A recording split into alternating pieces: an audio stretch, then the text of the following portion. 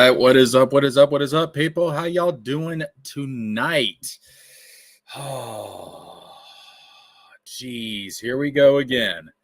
More Ripperverse drama. We're here though for this, guys, and I just got to get some of this stuff out of the way, man. And you see the title below. Bring on the excuses. The Geek Getaway. Shout out to him. He's got his own great live stream. Really good stuff. Go check it out. Go subscribe to him. So Geek Getaway says, late.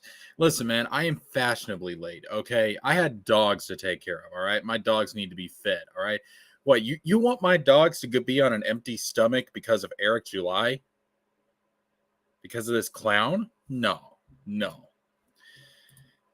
Chris Bacon, delicious name, by the way. It's not a real detractor stream until Ripperverse Goalpost shows up. Oh, I really hope Goalpost shows up. I would consider that to be a great honor, a great milestone.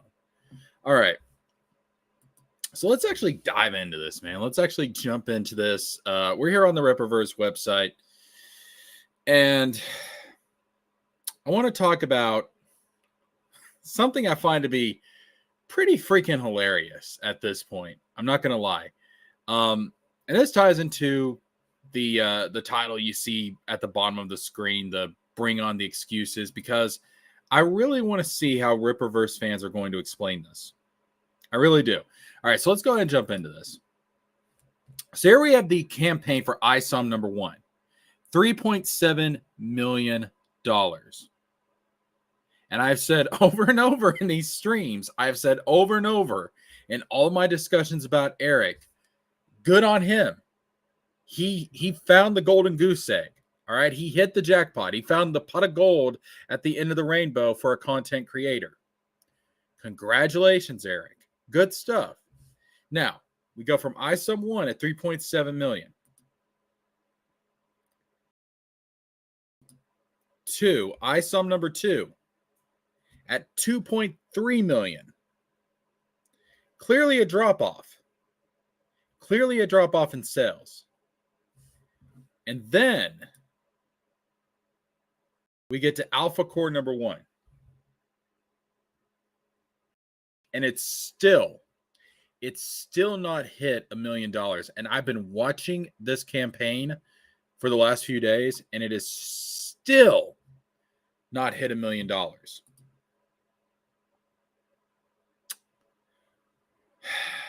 Are y'all starting to see a trend here? This is going in the wrong direction. Listen,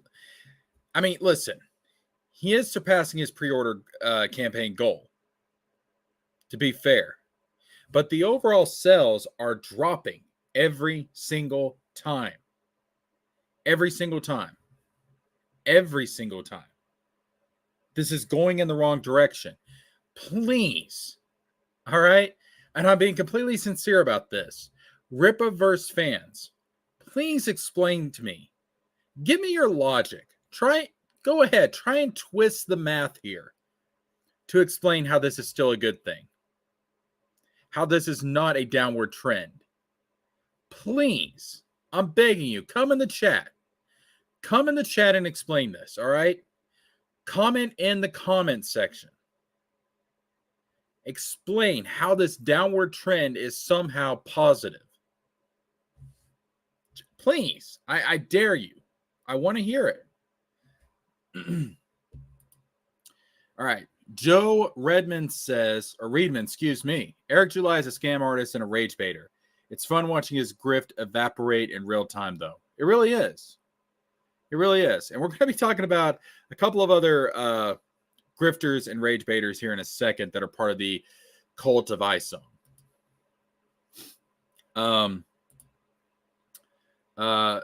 John Reedman says, oh my God, ISOM is like the most generic and uninteresting concept ever. That's the thing, dude. Like, listen, these characters, they're not interesting. And they're like amalgamations and knockoffs. It's like dollar store Superman, dollar store Wonder Woman. It's not good stuff. And look, listen, I get it. There's only so many types of stories. Oh, excuse me. I hit my mic there. Whoa. I'm actually getting freaking mad about this at this point. But listen, there's like, I don't need to take it out on my mic. The mic didn't do anything. I understand there's so many concepts under the sun. All right. There's so many different ideas that you can actually turn to a story. I understand that. But the way you tell those stories, the way you take those concepts and you make them your own, that's what makes it unique. And so far, this has not been unique in any way.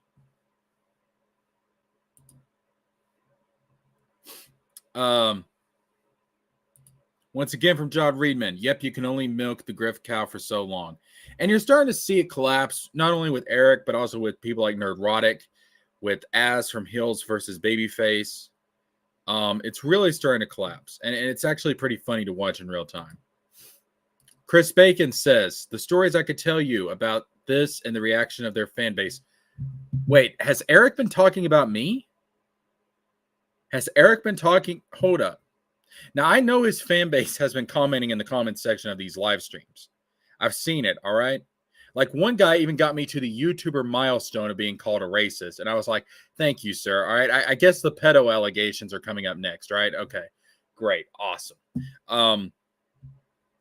It's really, it's so deranged, man. But, like, has Eric actually mentioned me in his streams? Has that happened? Oh, please tell me that's happened. That would be beautiful.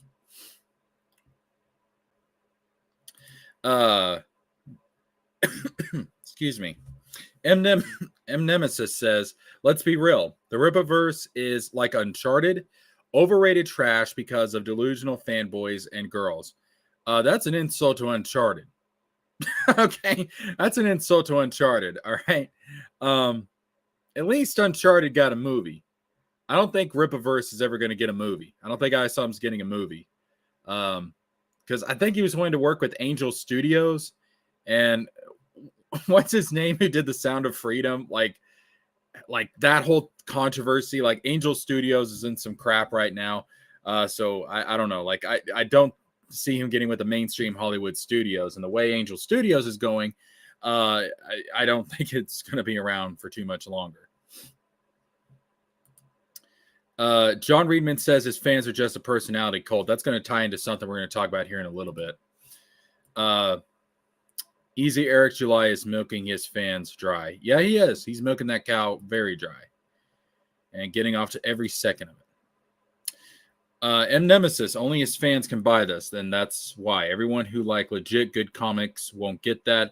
ISOM is uninteresting and generic as fuck. It's extremely generic. And I don't know, like, it's just, I mean, listen, like, for example, take a look at something like Harry Potter. How many stories before Harry Potter involved wizards and magic and witches? Countless stories, for God's sakes. But J.K. Rowling comes along and she's like, I'm going to put this unique spin on it. There's like a secret society of witches and wizards. They have their own civilization that coexists with ours, that exists alongside ours. There's actually like some contact between the wizarding world and the human world. There's going to be this whole wizarding school. I mean, in a weird kind of way, it was kind of like crossing wizards and magic with the X-Men concept and Xavier's Institute, but it was unique and it hadn't been done before. So that's what I'm saying. Like, there's only so many concepts, stories, and ideas under the sun, but it's what you do with them and how you make them unique that is going to determine if they stand out. And let's be honest about something else here. You cannot create popularity.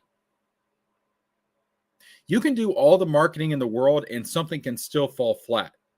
It's not up to you, the creator, to decide if your product is going to really kick off and become popular and become this icon. That's not up to you. That's up to the consumer. That's up to the people that buy your product. I don't think J.K. Rowling went into writing Harry Potter thinking it was going to be the icon that it is now. It was the readers, it was the fans that decided that's what it was going to be. You cannot artificially create popularity. You can't do it. Not when it comes to something like this. But Eric thinks that you can. Superman from Wish, John Reedman says. Jude Duvall says, how many books can Eric July afford at 28 to 38 plus shipping can he buy till they can't afford anymore? And people have said this. They're like, dude, like his own customers, people that have bought ISOM #1 and stuff, have said, Eric, listen, we ain't rich like that, dog. But you see this all the time with these free market, ultra uber capitalists, grifters on the right. Okay. You see it all the time. They don't think about that. All they think about is money. So they raise the price. They don't think, well, can people actually reasonably afford this? Can people actually afford this stuff or not? They don't think about that. I've seen it over and over and over and over and over. And it's because these people, they're so well off that they have this bubble of wealth between them and the rest of the world. And they don't understand what a lot of people are going through. We're seeing this now, like in the auto industry with the unions and everything. Like I think it was Jim Cramer off of CNBC was shocked that people took the side of the workers. Well, yeah, dumb, because they sympathize with their situation. Everybody's struggling right now. No one's going to pay $35 for a freaking comic. Are you nuts? But Eric doesn't see that because he's fine. He's good. Now, how long he stays financially good, well, that's a whole another story. But for now, yeah, he doesn't care. Give me money. I mean, like, I'll go back to the auto workers real quick. When these auto workers can't even afford the vehicles that they're producing, you know something is seriously fucked up with the economic situation. But the right doesn't care. And this is coming from someone who has traditionally considered themselves to lean right. I can tell you right now, they don't give a damn. They don't give a damn. All right. God, we got a lot of comments. Wow. I wish I was monetized, baby, because I would love for these some of these to be super chats. We got to get to that 1,000 subs, though. I know that we can do it soon. All right, so John Redmond says, also you can tell he is falling off. His more recent videos are not getting the views. No, they're not. They're not. Chris Bacon says, oh, you haven't seen my analysis and the backlash I got? I take it. You did a video? I'll check out your channel, Chris Bacon. Jude Duvall says J.K. Rowling may have plagiarized Neil Gaiman. Elaborate. Explain that one to me. The Geek Getaway says Tolstoy is quoted as saying, all great literature is one of two stories. A man goes on a journey or a stranger comes to town. That's true. Listen, the story I'm writing, guess what it starts off with? A journey. Main hero goes on a journey. Again, there's only so many concepts you can go with for a story, but it's what you do with it that makes it unique. That's what makes it unique. M. Nemesis says, LOL at the Geek Getaway. What is ISOM journey? He didn't even save Jasmine yet. Oh. M. Nemesis says, Ripperverse is like those French YouTubers who decide to create French comics. Bondi Desine and got mad money because of their fans, but their comic is trash. Yeah, and here's the thing: if your quality is trash, it's not going to have the staying power. You want to create something that is still going to be talked about to this day, even though Star Wars has been hot garbage for a while. It's still iconic. It's lasted decades. Same goes for Harry Potter. Lord of the Rings is what? Damn near a century? When did Tolkien write Lord of the Rings? It was like 1924? So it may damn well may nearly be a decade old. Gene Roddenberry, Star Trek, which, by the way, I have a video about Star Trek that is going up on the Patreon this weekend. So be on the lookout for that. And will be available publicly next week.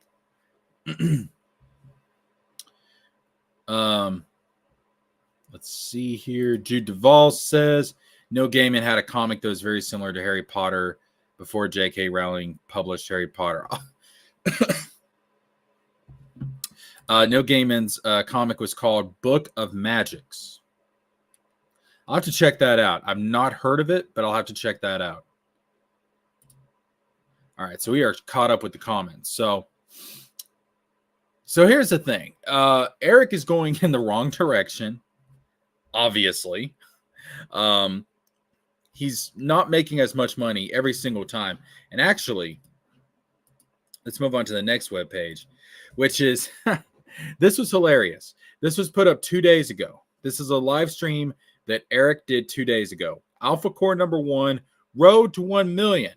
Live with the Soskas. 16,000 books sold. All right. So it is very, very obvious here that Eric thought in this live stream 2 days ago, and I want you guys to keep that in mind. 2 days ago, that he thought he was going to hit $1 million in his campaign. And here we are 2 days later. 2 days later. 2 days later. And he's still not hit $1 million.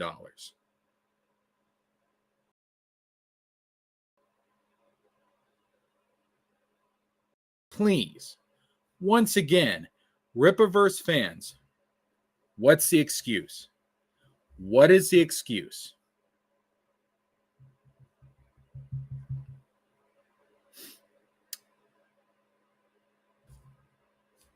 I know y'all are watching. Or if you ain't watching right now, you will be watching after this stream is done. What's the excuse? Explain this to me. This isn't, dude, this is embarrassing. Now, he's losing support. It's not making as much money as it used to. And then you get all these legal issues that are coming up. The lawsuit with the International School of Ministry. The potential charity fraud lawsuit. And specifically when it comes to the International School of Ministry, Ethan Van Shriver told this guy, and Ethan's been in this longer than Eric. He told this guy, he said, listen, dude, if you go to court and they win, and they're very likely to win because on paper, they have a stronger case than Eric. If they win, he is going to be paying millions of dollars. Millions of dollars to this ministry. So now you're not even making $1 million. And I think the campaign's open till like January 20th or something. Fine, whatever. All right. He probably will go over $1 million at some point, but it's still going to be less than I saw him too. If you're not even making $1 million at this point off of your comic, and then you have to pay out millions in addition to the money you pay your workers, in addition to the overhead on the warehouse, in addition to the fees you have to pay your lawyers, you add all this stuff up, dude, and he's in real financial trouble. The math doesn't lie. But go ahead, Ripperverse cultists, go ahead. Come in here and tell me why I'm wrong, why the math actually does make sense, why Eric's going to be fine, how he's somehow going to win this lawsuit. Please tell me. Bring on the excuses. Bring on the excuses. John Reedman says this isn't a comic. It's a, excuse me. It's a multi-level marketing scheme. Yep. I forgot who coined this phrase, but these guys are like the grifticons, pretty much. Did they confirm that they will launch the lawsuit for ISOM? The ministry? I don't know if they've officially filed the paperwork. That I'm not sure about. I don't know if they've actually started the legal process. But they said that, they've tried to reach out to Eric. They tried to negotiate with them. And they are going forward with the lawsuit. Now, whether they've actually started the process of going through with it, that I don't know. But they have announced that they are going to go through with the lawsuit. I know that much. And the thing is, Eric could settle with them. Now, yeah, you're talking about hundreds of thousands of dollars in a settlement probably, but that's way better than millions. He can come back from that. He can recover from that. Chris Bacon says, yes. Jude Duvall says, in Eric's defense, you can make the argument that Eric fans don't care about Alpha Core because Eric didn't write it. Most of Eric's fans were the first-time comic book buyer. They don't know who Chuck is. Yeah, Chuck Dixon. So let me get a sip of my drink real quick.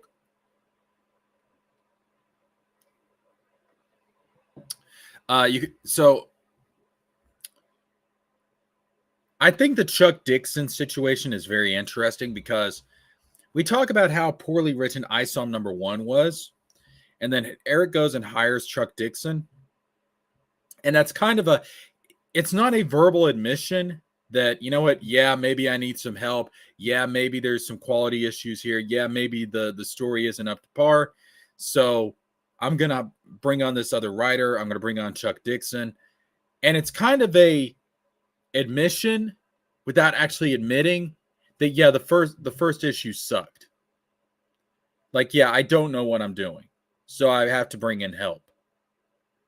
Which, I mean, good on you, Eric. At least you've gotten to that point. Now, if we can actually get you to admit that this whole thing is just completely fucked, we'll actually get somewhere. Maybe you need to do a reboot, Eric. Maybe you need to stop fighting all these crazy legal battles. Maybe you need to stop being controlled by your ego and your pride before you crash and burn. But, yeah, I think it's kind of a soft admission that from Eric that, yeah, I messed up here. The Geek Getaway says legal process is filed and ongoing. All right, so there you go. So they have actually filed the paperwork. All right. So, yeah, Eric, you idiot. You could have settled with these people out of court. You failed to do so. And now you're looking at your entire business that you built going down the shitter. Good job. That's what... It's always pride before a fall, people. Picana says a confirmation of service. Judeval says, not just looks, both characters are British. Oh, we're talking about the Neil Gaiman thing, the Book of Magic. Yeah, okay. Wow, is it really that similar? I'm gonna have to look it up. I've never heard of it up until now, but I'll have to look it up. Pitcona says 13th of November 2023, main document notice and acknowledgement of service executed. What is that in relation to Pitcona? Explain that to me. Chris Bacon says the Geek Getaway. He doesn't know the half of it, unfortunately. And Nemesis says a reboot, like what Marvel and DC are doing. Yes, exactly. And here's a funny thing about what Eric's done. Eric has kind of written himself into a corner because he came out and said that he's not going to do multiverses. He's not going to do reboots. And ordinarily, I would salute him for that because I do think that, unfortunately, Marvel and DC do abuse the whole multiverse concept and the reboots of their universe and stuff. I do think that they do abuse that stuff quite a bit, but you should never, as a writer, you should never, as a creative, you should never limit yourself. You should always leave the possibility open. And honestly, at this point, with everything going on, with the whole lawsuit with the International School of Ministry, with how bad this story has started out, he should have left him a way out. If he did a reboot and start over, maybe he could rebuild some of this. But no, like an idiot, he locked himself into a corner. Picana says a process server has summoned Eric to court. Really? That I did not know about. Oh man, God, like this guy's so stupid. Like, this is so stupid, Eric. All you had to do was reach a settlement with this ministry and change the name. Call it the Incredible Isom, the Adventures of Isom. That's all you had to do, dude. That's all you had to do. Judeval says, yeah, I mean, the Neil Gaiman Book of Magic, Neil could have easily sued J.K. Rowling, but chooses not to and admits that he pretty much don't care if people copy him. Well, there you go. Sup, Zana? How you doing? All right. So let's move on to the next topic. And speaking of clowns, here we go. We got the cult of Eric D. July. The cult of Isom right here. What's your favorite part of Isom, ladies and gentlemen? Can you answer that? Probably not, because y'all ain't dumb enough to buy this garbage. But as a nerdrotic, they actually bought this garbage. And they still refuse to answer. Now, here's the thing. When Az was asked, what's your favorite part of Isom? He took the question as coming from a troll. Somebody that was anti-Eric, anti-Ripperverse, anti that whole crew. And to be fair, he was probably right. It probably was coming from a troll. But regardless, why not just answer the question? Just answer the question. Why turn this into a big deal? Why lose your shit over it? Like, it's funny how people like Az and Nerdrotic, they will go on and on about how emotional the left is, how they can't control their emotions, they're always going crazy, blah, blah, blah, blah, blah, blah, blah, blah, blah, blah, blah. But they do the same thing. They do the exact same thing. They're always, and Eric does this too. I don't know what it is about these people, but they get off on fighting. They get off on conflict. And it's really fucking annoying. It's really fucking annoying.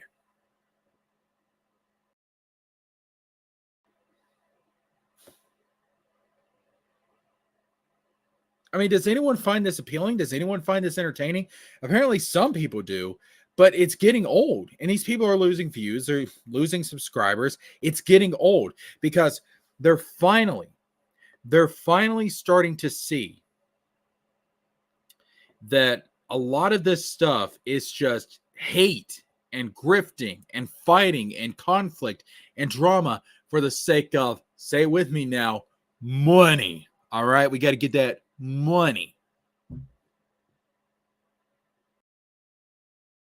And it's really unappealing. And keep in mind, I have watched these guys for a long time. All right, I've watched these guys for a long time, but this year especially, and the Ahsoka show was kind of the was kind of the breaking point. Again, I need to grab a sip of my drink real quick.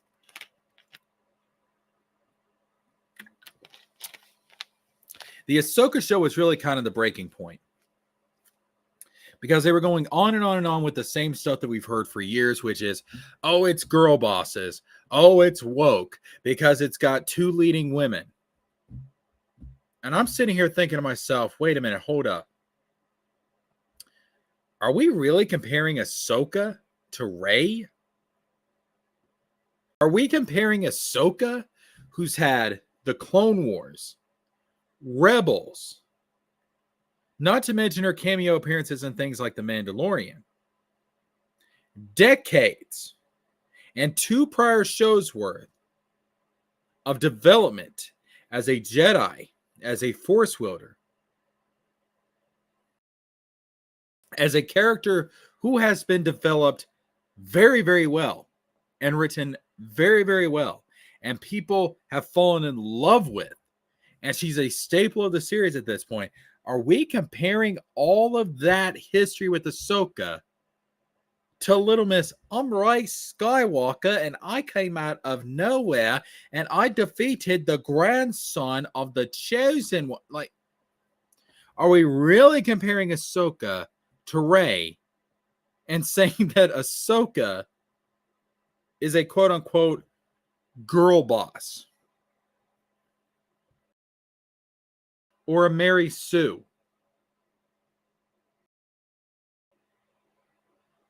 Are you people fucking insane?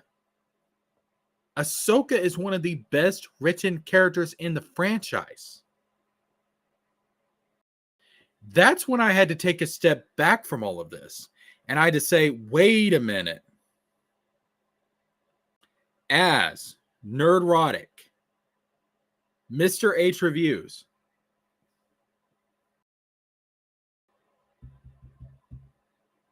what's the problem here? Is it that what have we been talking about for the last few years? What have we been talking about since The Last Jedi came out? I've been talking about poorly written stories. I've been talking about poorly written characters. I've been talking about studios and writers putting politics ahead of the story and the internal logic of the story. That's what I've been talking about. What have you guys been talking about? Was the problem with Rey is that she was a poorly written character that they had no vision for? Was that the issue? As I thought that it was, as I thought we were all in agreement that it was? Or was the problem, according to you guys, actually that she's a woman? Because one of those things, criticizing her for being a poorly written character, is a legitimate criticism. The other one, not liking her because she's a woman, that's called misogyny.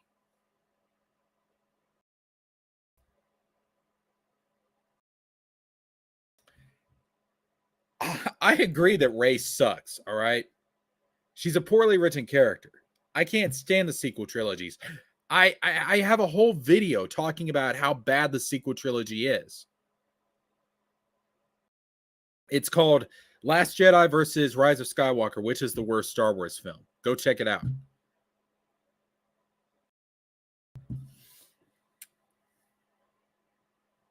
But then you want to compare Ahsoka to that? Would you, I mean, if Ahsoka was a boy, would you guys be making these same criticisms? And so I started to take a step back, and I started to think, wait a minute, hold up. This is bullshit. This criticism of Ahsoka, the character, is bullshit. This doesn't make any sense. It's the same arguments about Rey, which made sense for Rey, but they don't make sense for Ahsoka, but we're repeating the same arguments. That's being intellectually dishonest. That's a contradiction. That's hypocrisy. And that was kind of eye-opening for me. And that's kind of when I took a step back and I stopped watching these guys every single night, week to week.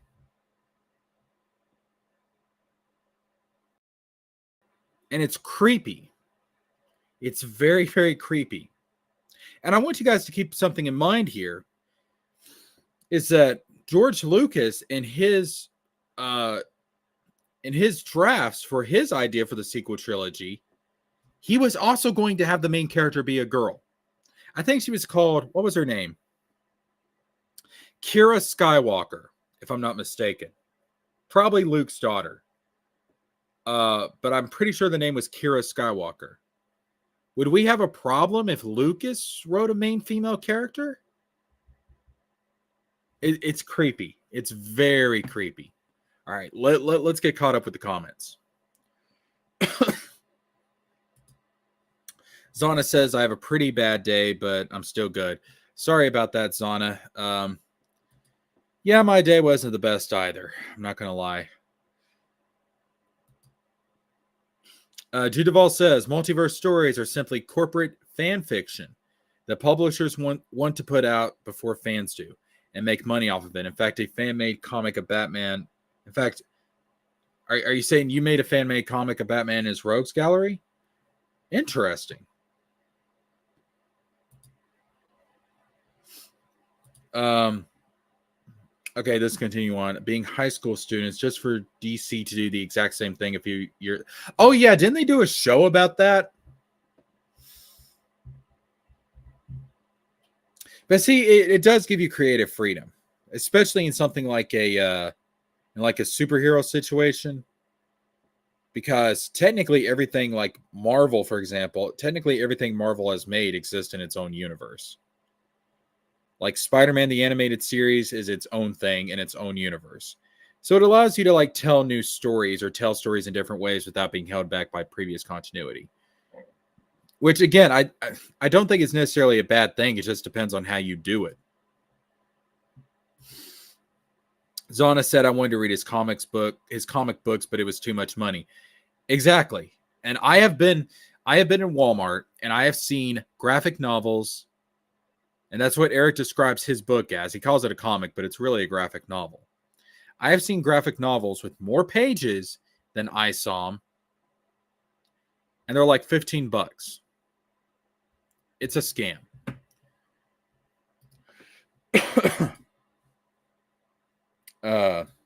Chris Bacon says, I just enjoy watching the fan base unravel and how many different ways they try to blend the reality of what's going on.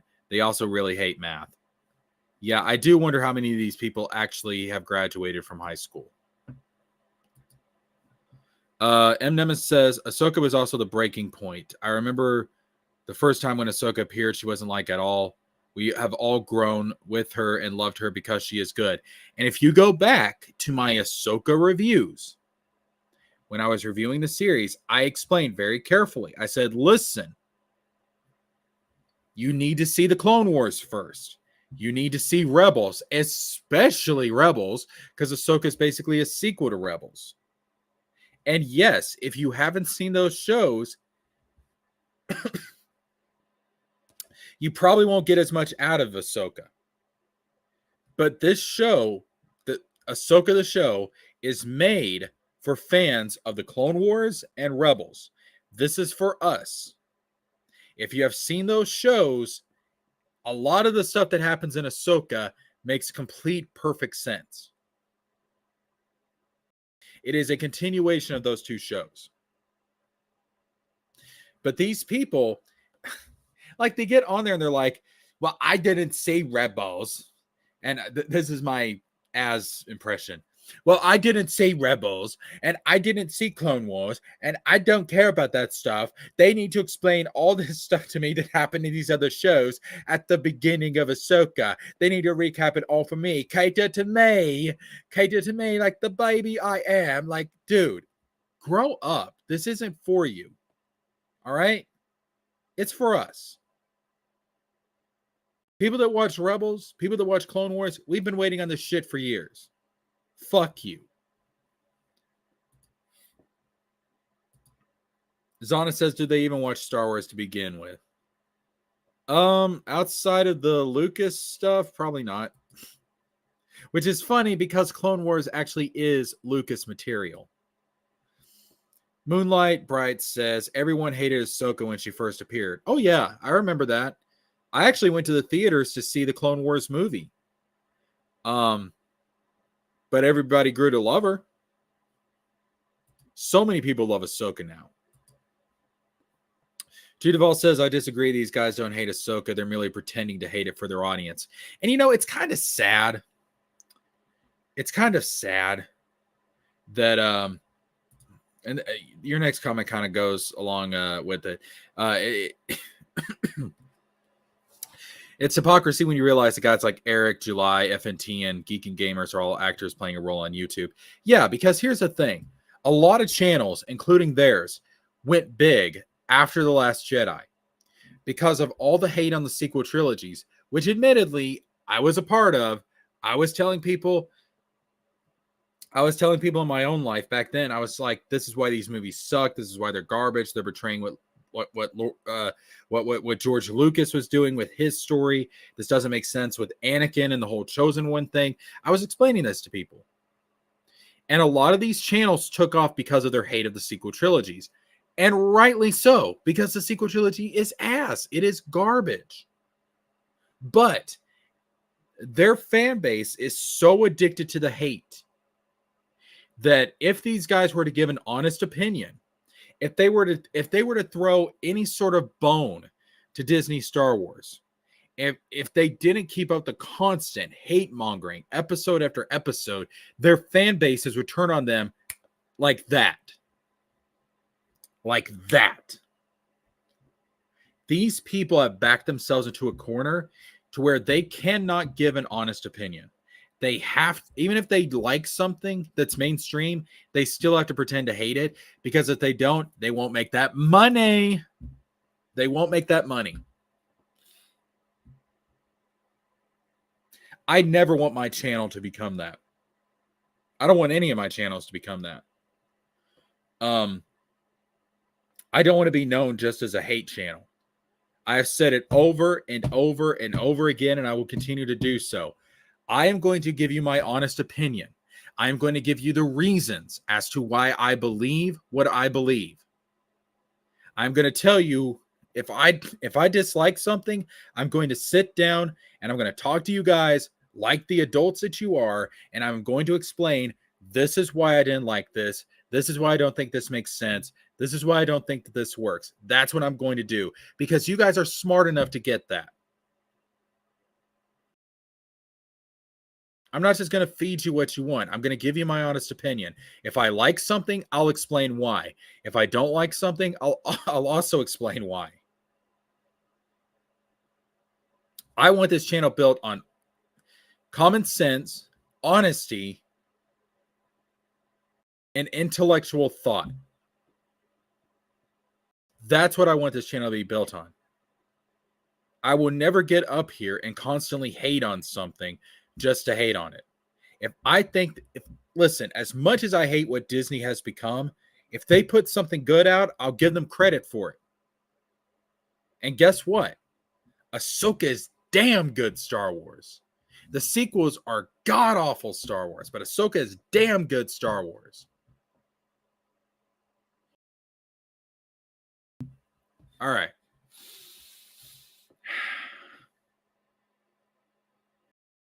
J. Duvall says, no, a fan-made comic where Batman was a high school student, along with his rogue gallery. People like it, and DC noticed it. I'm not saying it's bad. I'm saying this is why Marvel and DC makes multiverses.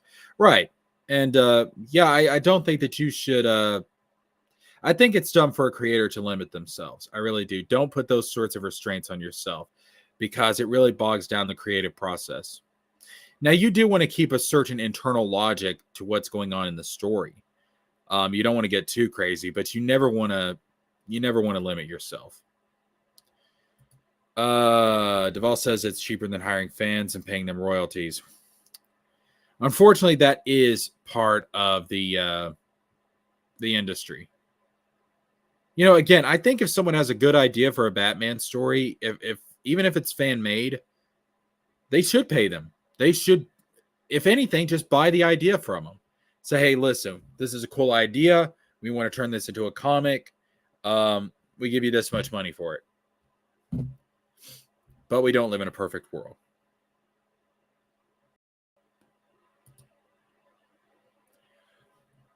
Oh, shit. Oh, shit. Ladies and gentlemen, welcome, Ripperverse Goalposts. Oh, we have gotten the attention of Ripperverse Goalpost. How you doing? Oh, Cope and Seed, sir. I am thriving right now. I have got 24 viewers right now. I have gained so many. I have gained so many subscribers off of this. I'm good, man. Listen, I'm good. I'm not coping about anything, all right? I'm not coping about anything. I'm going to be at monetization soon enough. And while my channel continues to grow and the story that I'm working on gets out there and people actually like it, hell, by that time, Eric may be behind prison bars, okay? Let's just be real. Judeval says, oh, about Eric being an actor, ask Chris Bacon how Eric behaves when he's out in public. That doesn't surprise me. Because a lot of what Eric says is very contradictory, hypocritical, and it's not intellectually honest. Shit, even his whole political philosophy about anarcho-capitalism, libertarianism, all of that stuff, that whole political philosophy is full of so many contradictions. It's ridiculous. So when Eric gets on here, and listen, let me be fair about something. Every YouTuber puts on a facade, puts on a character to a certain extent. Some do it more than others. Some people, like the bozos you're seeing on my screen right now, they do it to an absurd degree. All right. Now, what you get from me, listen,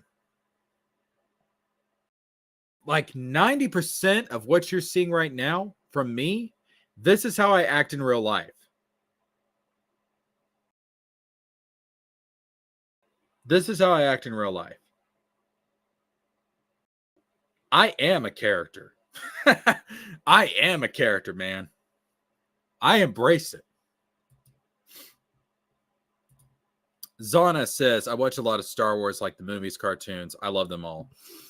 Like I said, I've got big problems with the sequel trilogy, but the vast majority of Star Wars stuff out there I enjoy. Zana says, I didn't really like the new Star Wars movies too much. Yeah, I think they just went away from Lucas's vision. I think they just make a mockery of what Lucas built, to be honest with you. All right, so let's actually move on from these clowns and go to our next topic. So, you got people like Az, you got people like Nerdrotic, you got Eric's insane fan base who have created this cult of personality around Eric, the cult of Isom. And one of the biggest issues with that is that they're all a bunch of yes men. Yes, Eric, your comic is amazing. Yes, Eric, you're the next Stan Lee. Yes, Eric, you can do no wrong. Yes, Eric, Isom 2 is a major departure in terms of tone and story from Isom 1. Doesn't make a hell of a lot of sense.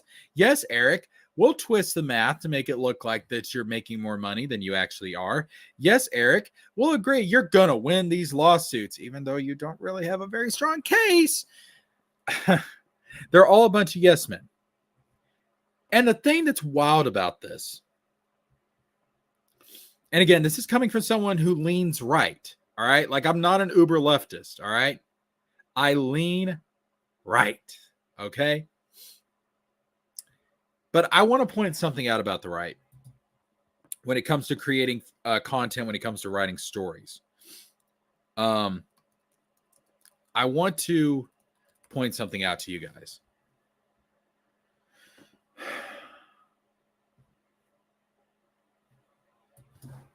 Let me look up something real quick.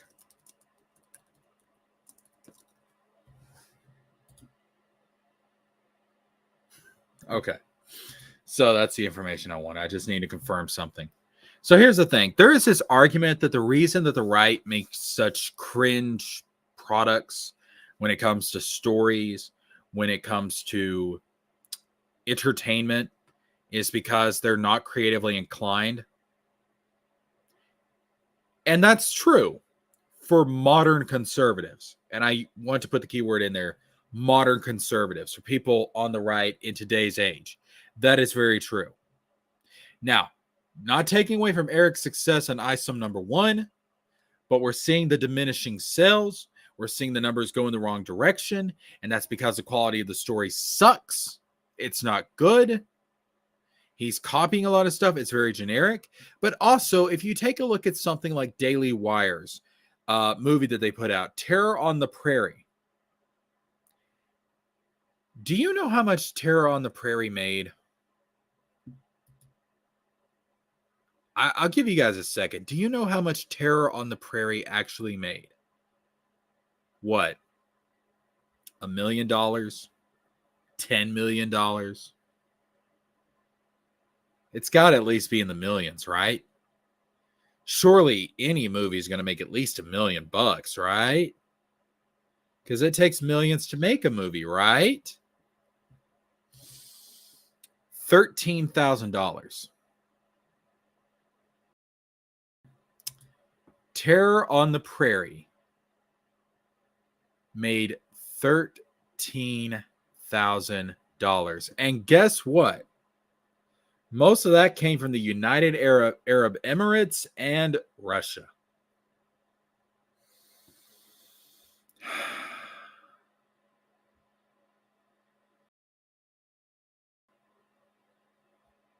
They just don't get it. They just don't get it. They keep making the same mistakes that the left did. The same thing that we criticize the left for, the same thing that we pointed out on the left, that they put politics and identity above the story. And they do the same thing. People don't buy I Some because it's a good story. They buy it because they like Eric's politics. Is that not what we criticize the left for? Hypocrites. They complain about all the mainstream stuff being political, and then they go and make stuff that's also political. Hypocrites. But it doesn't have to be this way. Because while modern conservatives suck at creativity, guess what? Christian conservative writers and authors have made masterpieces in the past. You're looking at one of them right now, The Chronicles of Narnia. Spoiler alert, Aslan is Jesus. The Chronicles of Narnia is an inherent Christian story. C.S. Lewis was a Christian. And look at how popular these books are.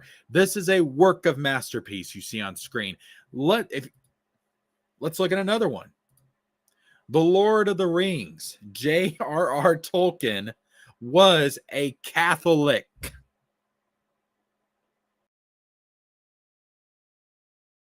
It's a Christian story.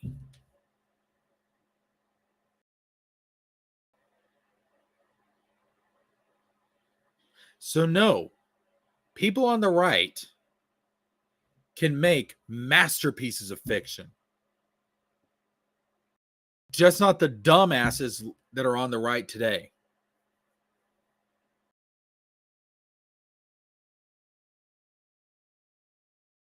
I'm telling you right now, Eric July is not going to defeat DC and Marvel. He's not this great crusader that's going to defeat them. He is not the next Stan Lee. Neither is Ben Shapiro. Neither is Glenn Beck. These people are not going to do it, folks.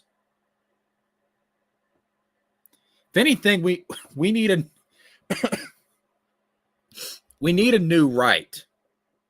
If you want to see some people that actually know what the hell they're talking about and can convey the right philosophies correctly and actually make the shit make sense to people, look at like Monosaur Z on YouTube or What If Alt Hist. Glenn Beck, Ben Shapiro are jokes. Jokes. I have stopped listening to the Glenn Beck show. I have stopped listening to the Daily Wire.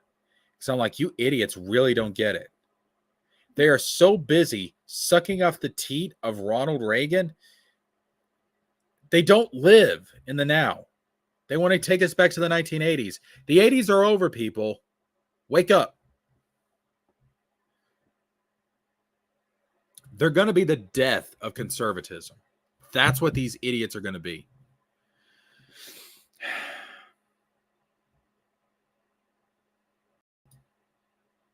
Jude Duvall says, I'm going to play devil's advocate here and somewhat in defense of these grifters.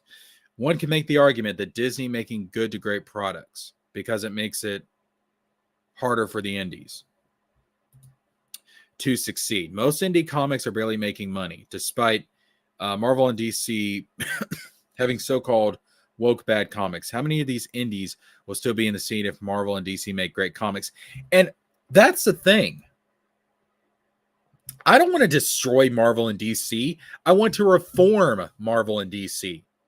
I want Marvel and DC to go back to making great comics. I would listen. Oh my god, like this is it's actually my throat is killing me. Like I all right. I want Marvel and DC to make great comics. I want Marvel and DC to go back being the great companies that they were in the past. For the love of God, these are the companies that gave us the DC animated universe. They gave us some of the most amazing stories in all of fiction, some of the most amazing characters in all of fiction, some of the greatest movies that have ever been put out there. I want them to go back to being these great companies. I don't want them to die. I don't want to be destroyed. I would love to work for Marvel or DC someday if they would get their act together. I don't want to work for Eric July. I want to work for the company Stan Lee built, or DC, or whatever. I want them to go back to being good. They suck right now. They're ass right now. But that's why we don't need to destroy these companies. We need to reform them. And one way you do that is to create competition. But that is not going to come from somebody who is as misguided, egotistical, and prideful as Eric July. He is not going to be the one to do that. I can guarantee you he is not going to be the competition that Marvel and DC need. He's not. I can guarantee you of that.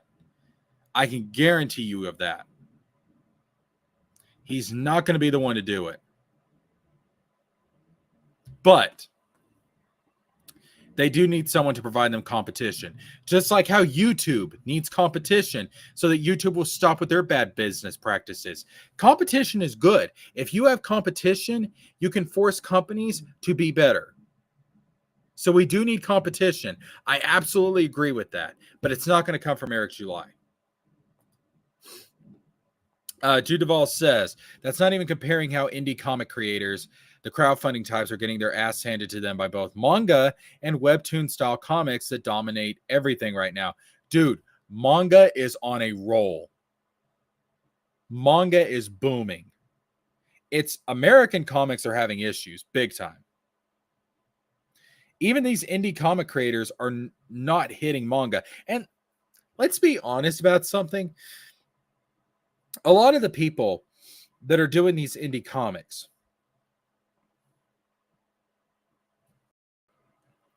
they come from an older generation. And they don't really understand manga.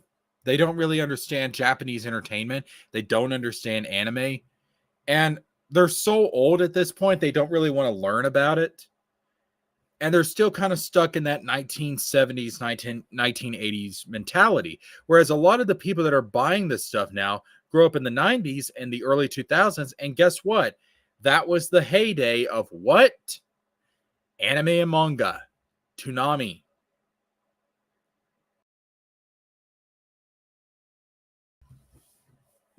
It's no surprise that manga is beating comics, period. And also, most manga isn't woke. The Japanese don't give a fuck. They don't give a fuck about the political crap on either side.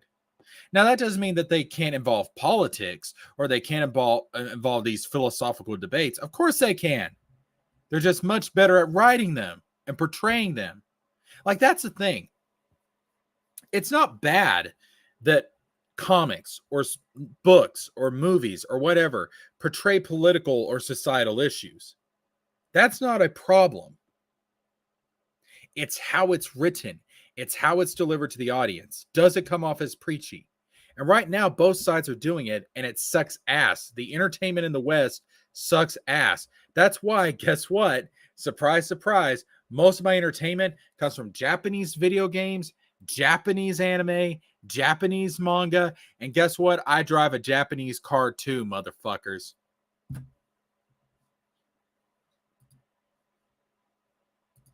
Zana says the Left Behind books are so good and it's a masterpiece. Absolutely. That's another good example. Jude Duvall says the modern right can be deaf. Yeah, absolutely. Of course they're deaf right now. Is that it? Are we caught? I think we're caught up with the comments. Okay, good stuff, people. All right, I am loving this stream right now. Wait a minute. Jude Duvall. Right now, the biggest comic publisher in the world is Webtoons. It's beating both American comics and Japanese manga. Yeah, Webtoons. Well, one thing, it's a lot easier to get into the Webtoon market. And plus, digital is the future, if we're being completely honest. Digital is the future for a lot of shit. So that doesn't surprise me. All right. So we are moving on to our next topic, which is we're going to talk a little bit about my own story. And I hope I end up creating something good. I hope that it ends up being a success. I hope that it ends up being a masterpiece. But again, that's not up for me to decide. All I can do is try and write the best story I can and then put it out there. And then it will be up to you guys, the consumers, the customers, the readers, the viewers, whatever. It will be up for you guys to decide, is this good or not? By the way, this is a concept art for my main character. This is him in a modern type of clothing. Although, let me grab another drink real quick. I did notice that I put up a poll and I asked, do you prefer a modern style for these characters or an old world style? And you guys went for the old world. So that's a thing. But I will tell you right now, I'm done with the first draft for the first segment of the story. So like the first arc, the first saga, whatever you want to call it. That is the first draft for that is done. And I'll be diving into a second draft soon enough after I review it. But here is some concept art for the main character in a modern aesthetic. And of course, here is concept art for him in a old world aesthetic. Now, yes, this was done using AI. I did not do this myself, all right? But it's concept art. This was just done to give me a visual idea of what I want the characters to look like. The final designs I haven't made yet, all right? I'm working on them. But the final designs are not ready yet. I can't give out a bunch of detail because I don't want people stealing my idea. Okay, simple as that. But there you go.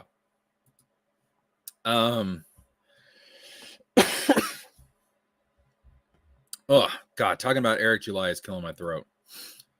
Jude Duvall says piracy was the key to manga success. Koreans saw this when the manhwa industry collapsed and decided to go full steam ahead with digital and making it free or at least cheap. Yeah. And plus, you got to realize with a lot of this stuff, you make your money off of merchandise. You know how many video games and toys Dragon Ball Z has sold? Hello. Zana says, I like it. It's really good. I want to read it now, and I don't even know what the story is about. So I have talked about the story and or at least some basic concepts that are going to be in the story in other videos. I'll go over them here too, though.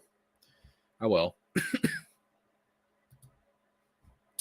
Jude Duvall says the reason why the modern writer are not as creative as they should be because they got no passion for it. If you look at ISOM 1 and 2, it felt like a homework project that Eric wanted to get it done as quickly as possible. Eric admits that ISOM 1 was written as a first draft, which still drives me crazy. You never publish your first draft. That's why it's called a first fucking draft, dude. You have second drafts, third drafts, however many drafts it takes to get to a final product. Do you know how much Star Wars, do you know how much Star Wars was rewritten before we got to the final product that we saw on screen? Jesus Christ, that is so amateur. So let me pull up, because I got into a chat with one of my subscribers, Movie Madness, who also has his own channel. Go check out his channel as well.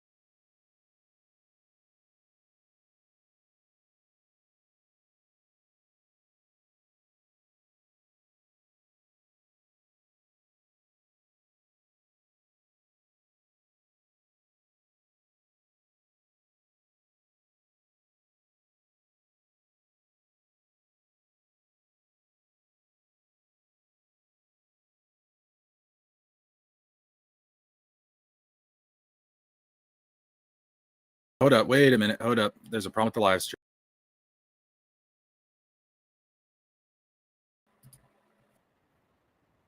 All right. Sorry about that.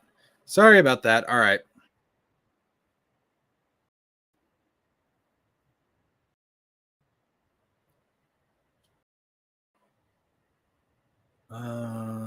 Pull up my screen again. Yes, I understand. Blah, blah, blah.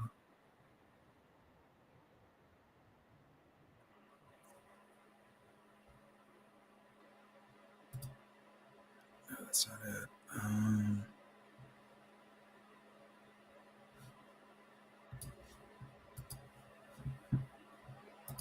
Okay.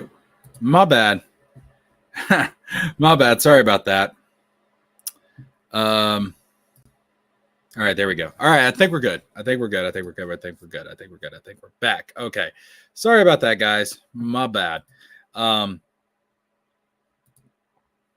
Actually, hold up. Let me crap. Hide that. Share. All right, there we go.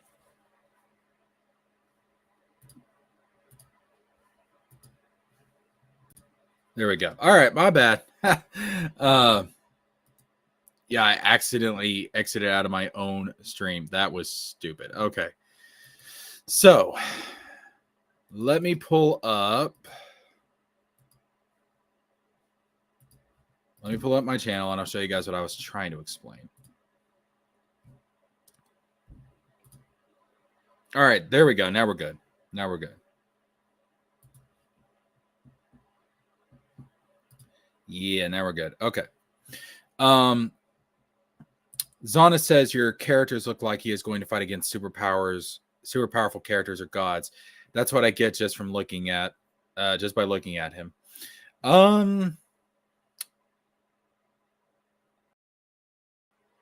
Superpowered characters, yes. It's going to have a fantasy element to it. It will have a fantasy element to it. Jude Duvall says, to be fair, there are great writers who can make a good to great story as a first draft, and there are writers who can only write their first draft as their story. Eric is neither one of these. That's true. That's very true. Jude Duvall says he was simply lazy, but unfortunately he wasn't lazy enough to hire a ghostwriter. Yeah. Well, he's got too big of an ego for that. Let's be honest. Okay. So what I was saying before is, so I've been putting up some polls with some different character designs and stuff. You guys can see it here. So this is like, which one do you prefer? Old world style, modern style. Here's one of our villains right here. This is one of our villains. You guys seem to really like design 2 a lot. Although design 4 is also pretty popular.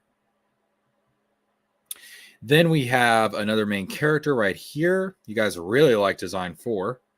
Another main character, and design 2 is winning out here. Here we have another villain. Another villainous character. Right now, design 1. I did not expect design 1 to be this popular, though. I'm not going to lie, but it's winning. Here's more concept art for the main character. Design 3, which I showed you guys earlier. That's winning out. Anyways, let's see. Which one was it? I think it was... here we go. So shout out to Movie Madness, one of my earliest subscribers. He's got his own channel. Go check him out. Movie Madness 23. Go check him out. Now, he actually asked me what this story was about. And so I did explain some of the basic concepts. So here we go. This is what I told him. I said, I can't reveal too many details right now, but to give a rough idea, there was a golden age of humanity long ago, but the world fell and that age was lost to history.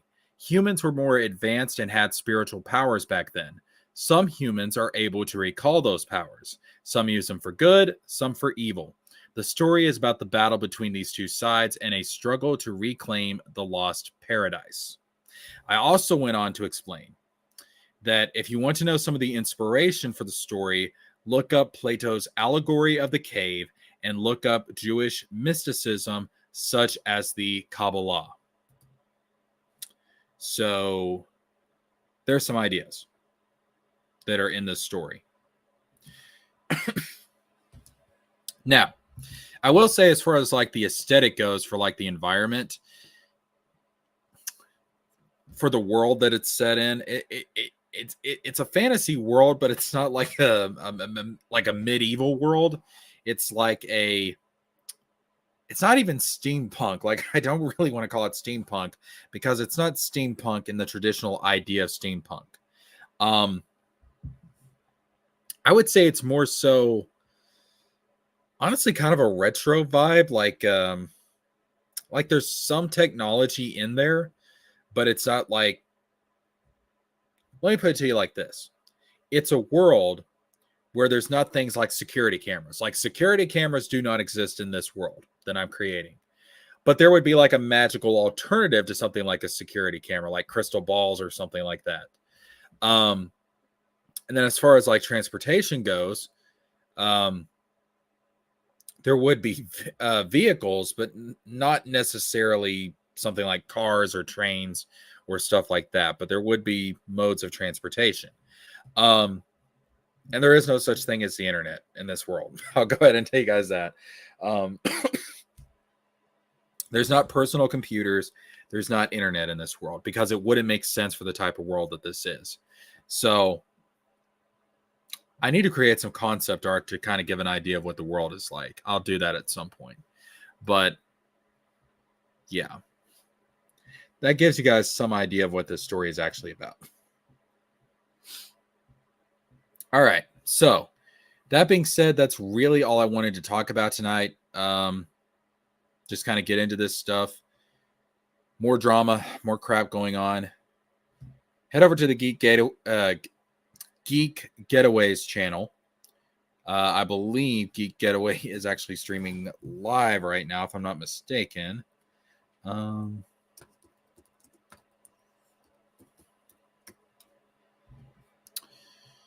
Is he? Is he? Oh, usually he's been streaming a lot lately. If he's not streaming, I'm going to be shocked. No, he is not. Okay, never mind. But go check him out. Cool channel. One of the recent subscribers. What is this? Black Angus Reviews. All American Beef, from grifter economics to failing comics. Tim Pool can't save woke alpha core. What is got this? A bunch of like dark snowy sky, but then it's got these. You know what? You get a light. Normally, I don't think like this guy's color style works. All right, listen. I think I'm gonna go watch this. You guys can go check it out as well. Black Angus Review. I just found this channel, but I think I'm gonna go and watch this. Looks interesting. Jude Duvall says so. Magitech.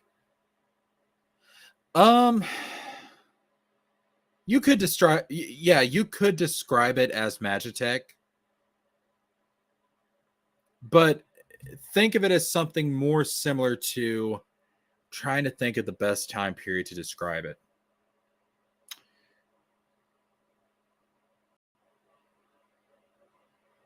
Mid-century America. That's probably a good way to describe it. Mid-20th century America. As far as, oh no, that's not even right because there's not airplanes. No, that's not even right. Maybe late 1800s, early 1900s. That'd probably be more correct, but there would be some magic involved there. Again, it makes more sense with the type of story. When you understand the story details, the world makes a lot more sense. The blending of magic and technology. To a certain extent, yes. To a certain extent, yes. All right. Folks, I am out. Thank you guys for a great stream. This was awesome. Very fun. I'll see you guys in the next one. Take care. Guys, pray for Eric July, that the man will find some level of humbleness. Please do.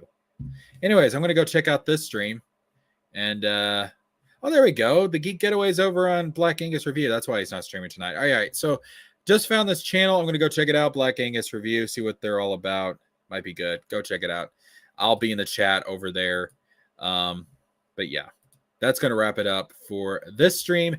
You guys are awesome. Thank you for coming out to the channel. I very much appreciate it. And I will give you guys another story update soon. And I also have some videos going up on the Patreon this weekend. So there we go. Thanks for watching. This is JeskerJames with a Z. Oh, and check out my other channels. I have a Real Talk channel. I have a gaming channel. Check those out as well. Anyways, this is JeskerJames with a Z, and I am signing out.